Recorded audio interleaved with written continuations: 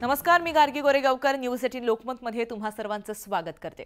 तर महाराष्ट्राचा मुख्यमंत्री कोण होणार या प्रश्नाचं उत्तर आज मिळण्याची शक्यता आहे। राज्याचे काळजीवाहू मुख्यमंत्री एकनाथ शिंदे, देवेंद्र फडणवीस, अजित पवार आज दिल्ली दौऱ्यावर जाणार आहेत। दिल्ली दौऱ्यावर असताना ते केंद्रीय गृहमंत्री अमित शहा यांची भेट घेणार आहेत। या भेटीमध्ये महाराष्ट्रातील मुख्यमंत्री उपमुख्यमंत्री पदासह सत्ता स्थापनेचं सूत्र ठरण्याची शक्यता आहे।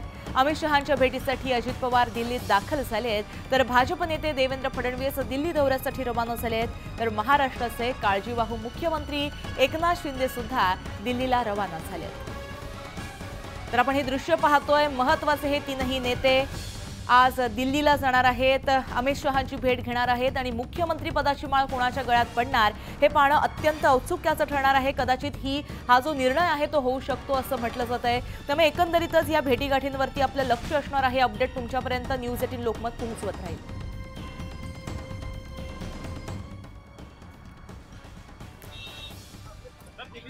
दिल्ली जा रहे हैं, क्या कहना चाहेंगे? अभी आने के बाद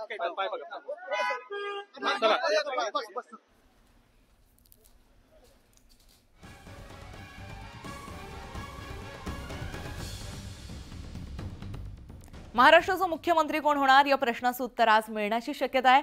राज्याचे काळजीवाहू मुख्यमंत्री एकनाथ शिंदे, देवेंद्र फडणवीस, अजित पवार आज दिल्ली दौऱ्यावर जाणार आहेत। दिल्ली दौऱ्यावर असताना ते केंद्रीय गृहमंत्री अमित शहांची भेट घेणार आहेत। या भेटीमध्ये महाराष्ट्रातील मुख्यमंत्री उपमुख्यमंत्री पदासह सत्ता स्थापनेचं सूत्र ठरण्याची शक्यता आहे।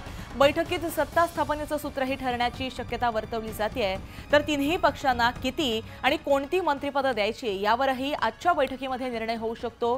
23 तारखेला निकाल लागल्यानंतर अद्यापही मुख्यमंत्री पदाबद्दल निर्णय होऊ शकलेला नाहीये।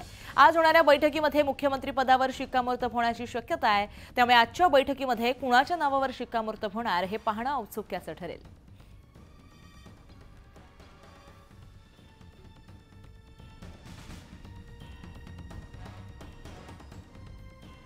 राज्यात आता भाजपचा मुख्यमंत्री होणार हे निश्चित झालंय। अशातच शिवसेना नेते संजय शिरसाट यांनी मोठं वक्तव्य केलं, त्यामुळे राजकीय वर्तुळात खळबळ माजली आहे।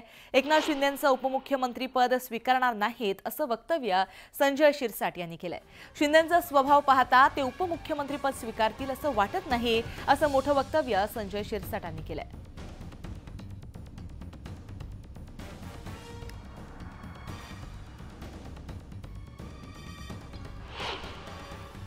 सर, एकनाथ शिंदे हे आता कोणतं पद घेतील, काय वाटतं याबद्दल? आता त्याचा निर्णय आणखीन त्यांनी घेतलेला नाही, परंतु त्यांचा स्वभाव पाहता डेप्टी सीएम पद ते स्वीकारणार नाहीत असं मला वाटतं।